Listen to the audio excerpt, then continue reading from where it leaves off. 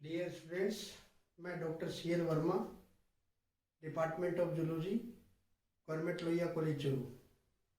आज का अपना टॉपिक है बायोलॉजिकल इवोल्यूशन या बायोजेनी। इससे पहले अपन ने एक कंसेप्ट पढ़ा था, एक थ्योरी पढ़ी थी, Oparin Haldane theory of chemical evolution. Chemical evolution पढ़ा था इससे पहले, और आज अपन पढ़ेंगे बायोलॉजिकल इवोल्यूशन।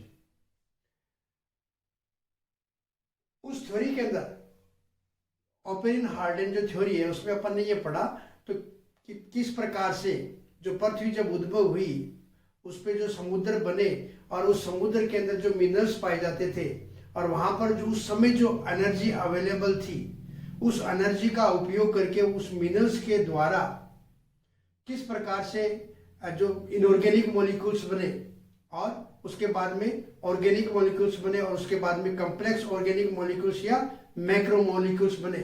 तो इस प्रकार से किसी मॉलिक्यूल्स का सिंथेसिस होना अपन ने केमिकल इवोल्यूशन में पढ़ा है। यही मॉलिक्यूल्स आगे जाकर के किस प्रकार से एक सेल को जन्म देते हैं, किस प्रकार एक सेल का निर्माण हुआ, वो अपन बायोलॉजिकल इवोल्यूशन में पढ़ेंगे।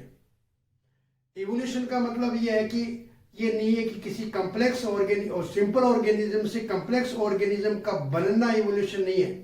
इवोल्यूशन का मतलब यह है कि किसी जंतु का एक उस इन्वायरमेंट में अपने आप को अडेप्ट करना इवोल्यूशन है। तो एक जब इवोल्यूशन होता है, यहां पर अपन इवोल्यूशन भी बोल रहे हैं, जबकि किसी सेल का तो निर्माण अभी तक हुआ ही नहीं है, किसी सेल का फॉर्मेशन तो अभी हुआ ही नहीं है, बट फिर भी अपन उसको इवोल्यूशन बोल रहे हैं। वो इसलिए बोल रहे हैं कि क्योंकि जब पहले थ्योरी में पढ़ा था तो केमिकल इवोल्यूशन था, और अब जब बायोलॉजिकल इवोल्यूशन का मतलब है यहाँ पे उन मॉलिक्यूल्स में जो अपन ने ऑर्गेनिक मॉलिक्यूल्स बनाए थे, प्रीबायोटिक सूप से, होप डायलोटिक सूप से जो ऑर्गेनिक मॉलिक्यूल्स बनाए थे, उन मॉलिक्यूल से सेल का जन्म होना, नई फर्स्ट सेल का बनना, तो एक तरीके से परिवर्तन है, चेंजेस तो है ही है, इसीलिए अपन इसको इवोल्यूशन कह रहे हैं। और सेल का बनना इसलिए अपन उसको बायोलॉजिकल इवोल्यूशन कह रहे हैं। तो जब भी कभी इवोल्यूशन होगा तो कुछ कंडीशंस नेसेसरी होती है। वो कंडीशंस कौन सी है? Necessary conditions for the origin of life. किसी भी प्रकार का जब इवोल्यूशन हो, चाहे वो ऑर्गेनिक इवोल्यूशन हो या फिर आप केमिकल इवोल्यूशन हो या बायोलॉजिकल इवोल्यूशन हो, उसमें कुछ कंडीशंस चाहिए। वो ये है कि पहला, सेल्फ प्रोड्यूसिंग मॉलिक्यूल्स यानी रेप्लिकेटर्स होने चाहिए।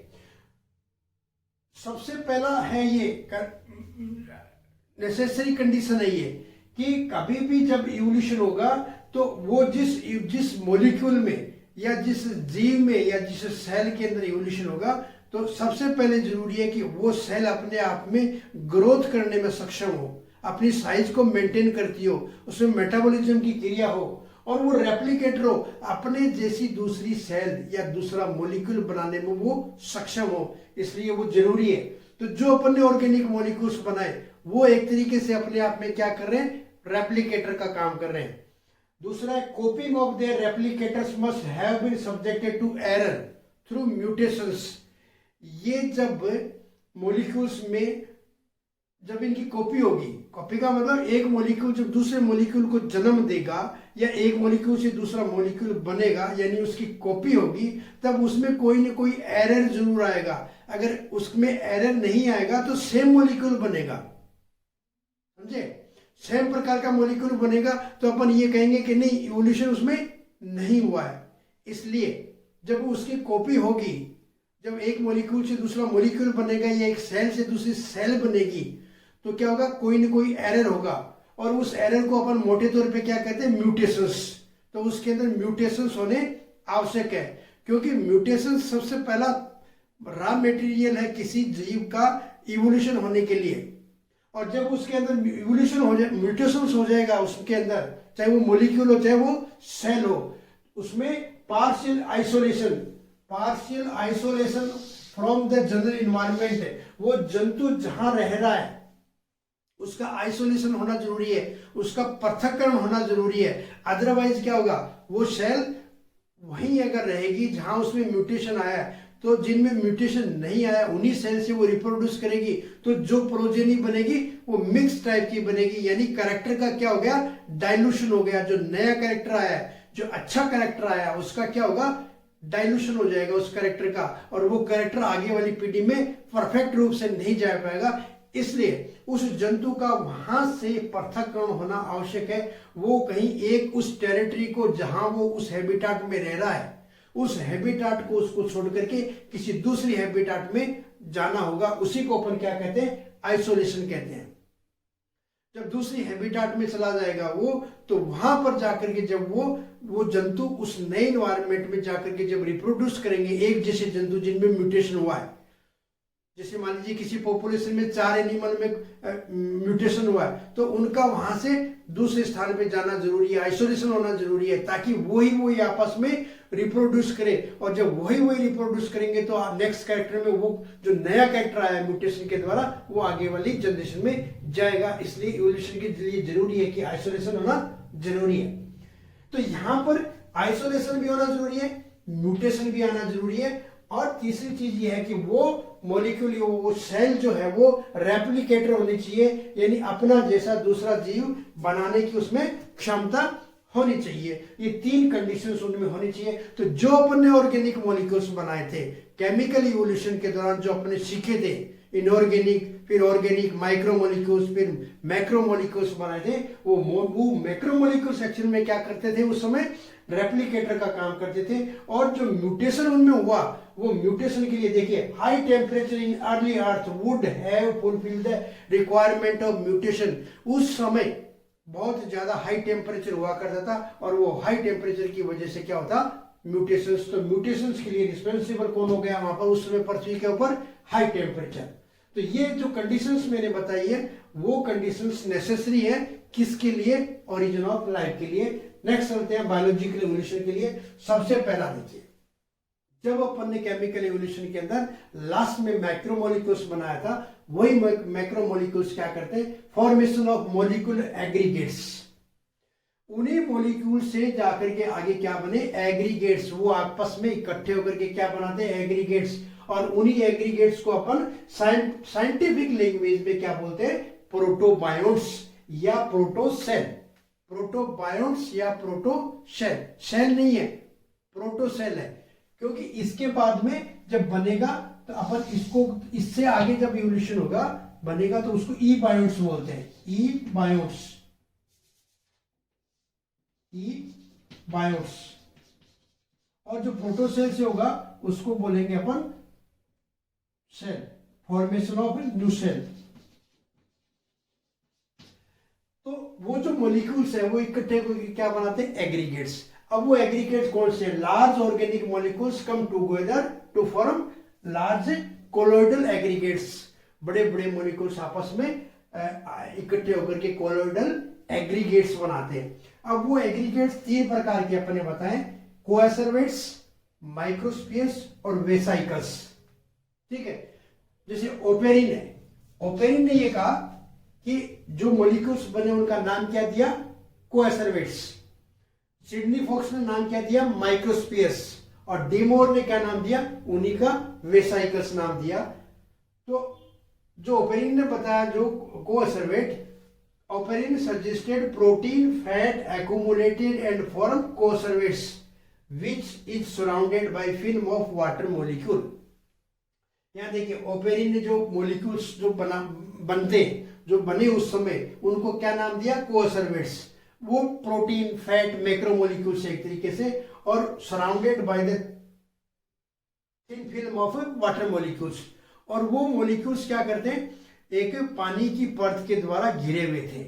वो जस्ट मेम्ब्रेन तो नहीं थी, बट एक फिजिकल बैरियर का काम करती थी।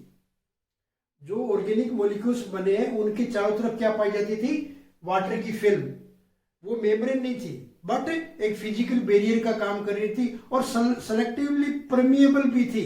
कुछ आवश्यक चीजों को अगर अंदर ग्रहण करना होता तो डायनोटिक सूप से वो अंदर आ सकता था। तो इस प्रकार से कोएसरवेटिव बताए बस, बट और ये अपनी ग्रोथ को भी मेंटेन करते थे, बट इनमें कोई किसी भी प्रकार का रिप्रोडक्शन नहीं होता था, इसलिए इनको बहुत बेस्ट जो प्रोटोबाइट्स, ये अपने जो 3 बता रहे हैं क्या प्रोटोबाइट्स है, तो ये बेस्ट प्रोटोबाइट्स नहीं माना जाता था। सिडनी फॉक्स ने उनका नाम क्या दिया, microspheres. Sidney Fox gave name microspheres to these aggregates. इन्हीं एग्रीगेट्स को सिडनी फॉक्स ने क्या नाम दिया, माइक्रोस्पियर्स।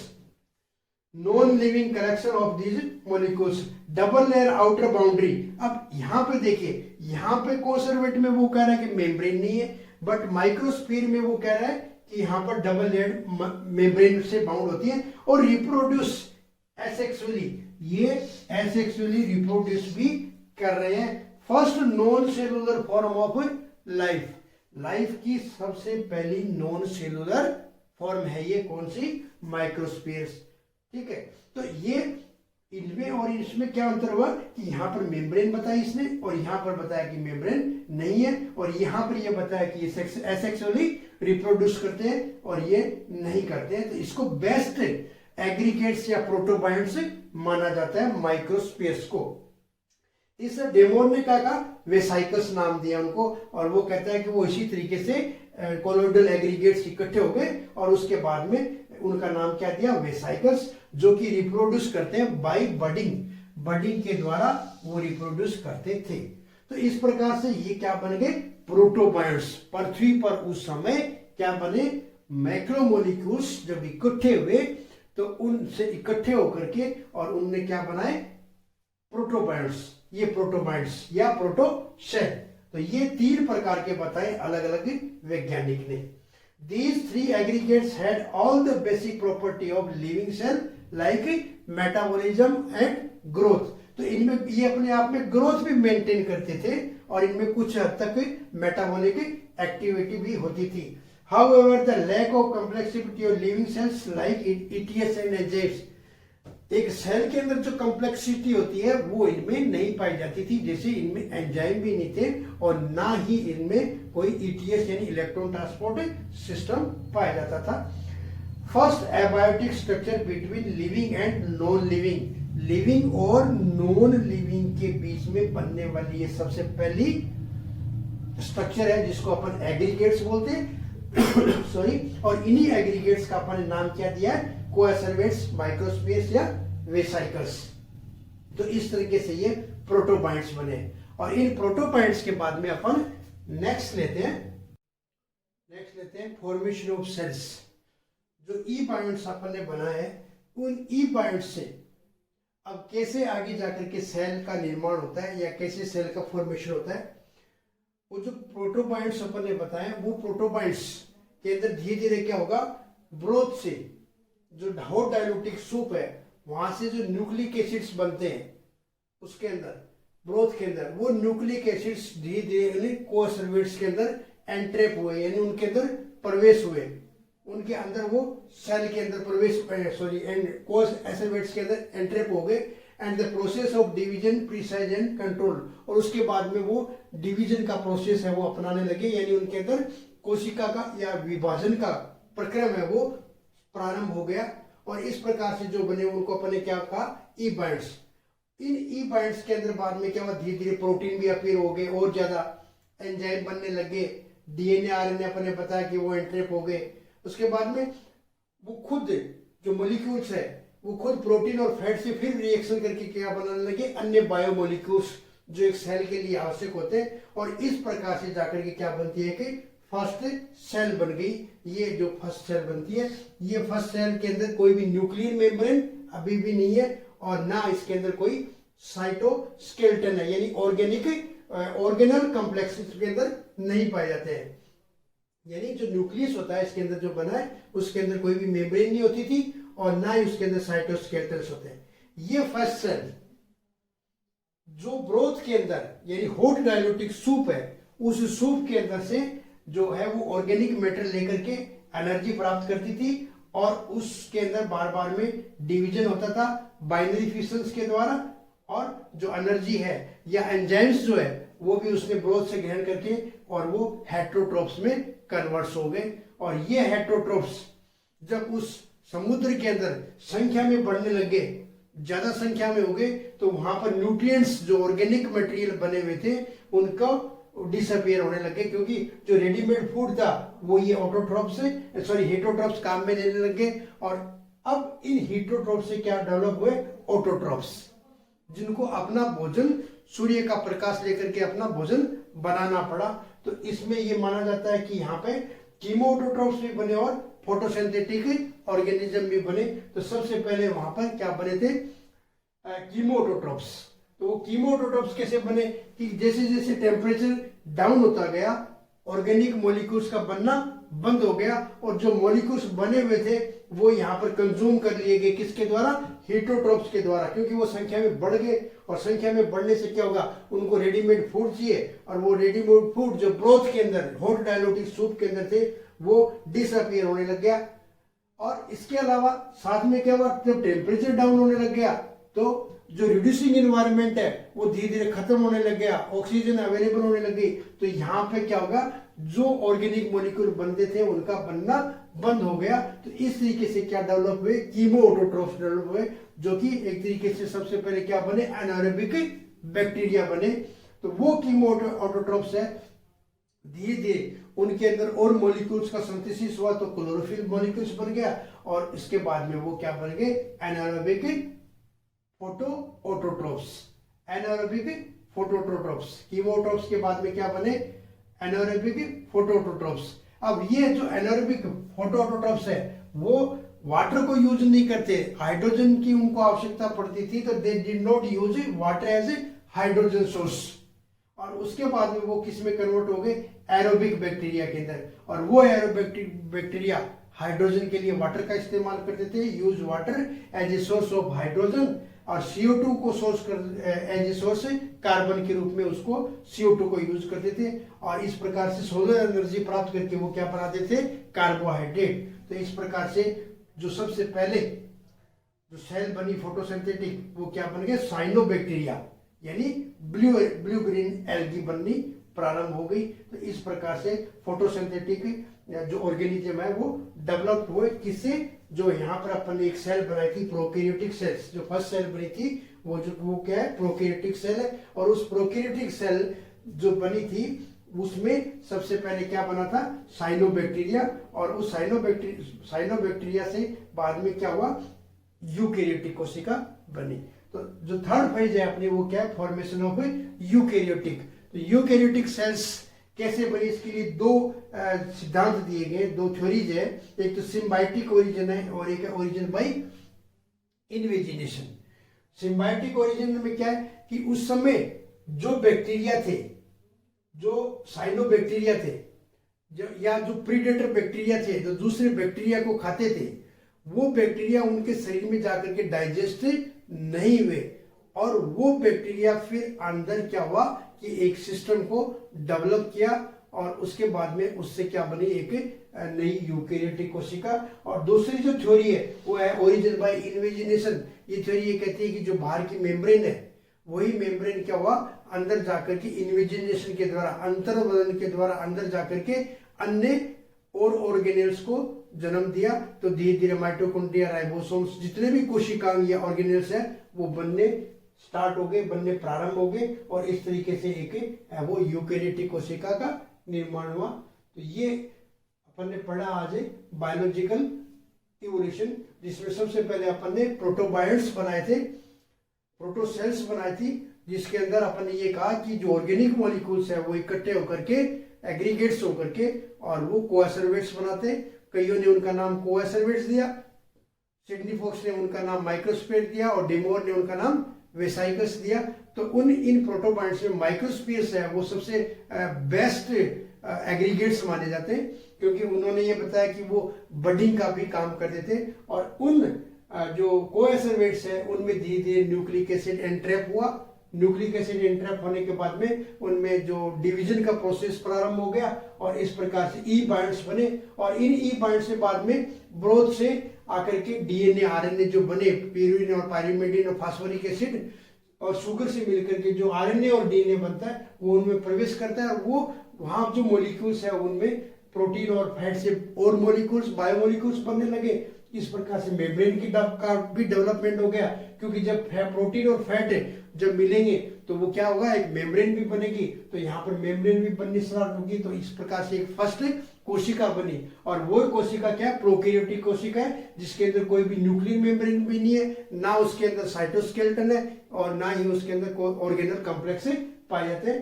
तो ये कोशिका क्या करती है कि जो ब्रोथ है या समुद्र का पानी है उसके अंदर रेडीमेड फूड यूज करती थी, और बाइनरी फिशन के द्वारा डिवाइड होकर के ये खूब सारे हेटरोट्रोप्स बन गए। और जब इन हेटरोट्रोप्स की संख्या बढ़ गई तो वहां पर जो रेडीमेड फूड है वो डिसअपीयर होने लग गया, और इनको ऑटोट्रोप्स में कन्वर्ट होना आवश्यक हो गया। तो जब कन्वर्ट जब ये हुए तो सबसे पहले क्या बने, कीमो ऑटोट्रोप्स, एनारोबिक बैक्टीरिया, और उन एनारोबिक बैक्टीरिया के अंदर धीरे धीरे क्लोरोफिल बनने लग गया, और वो क्लोरोफिल बन के बाद में ये एरोबिक बैक्टीरिया बने, जो कि अपन जिसको सबसे पहले कहते हैं कि साइनोबैक्टीरिया या ब्लू ग्रीन एल्गी बनी। और इस ब्लू ग्रीन एल्गी के अंदर बाद में धीरे धीरे क्या हुआ, फोटोसिंथेटिक एक्टिविटी डेवलप हुई, और आगे जाकर के इसे यूकैरियोटिक कोशिका बनी। और उस यूकैरियोटिक कोशिका के लिए दो सिद्धांत बताए, सिम्बायोटिक ओरिजिन और ओरिजिन बाय इनवेजिनेशन।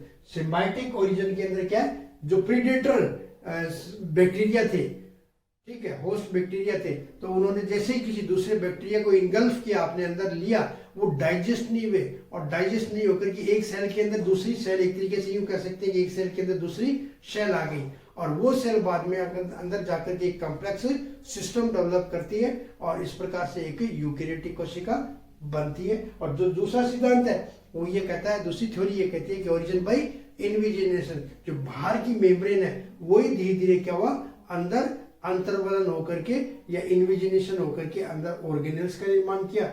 जब ऑर्गेनेल्स कोशिकाओं के mitochondria, ribosome, Golgi body, endoplasmic reticulum, ये सारे लाइसोसोम, ये सारी चीजें जब उसके अंदर डेवलप हो गए तो ये ही क्या कराती है, एक यूकैरियोटिक कोशिका। इस प्रकार से ये बायोलॉजिकल एवोल्यूशन कंप्लीट होता है। थैंक्स।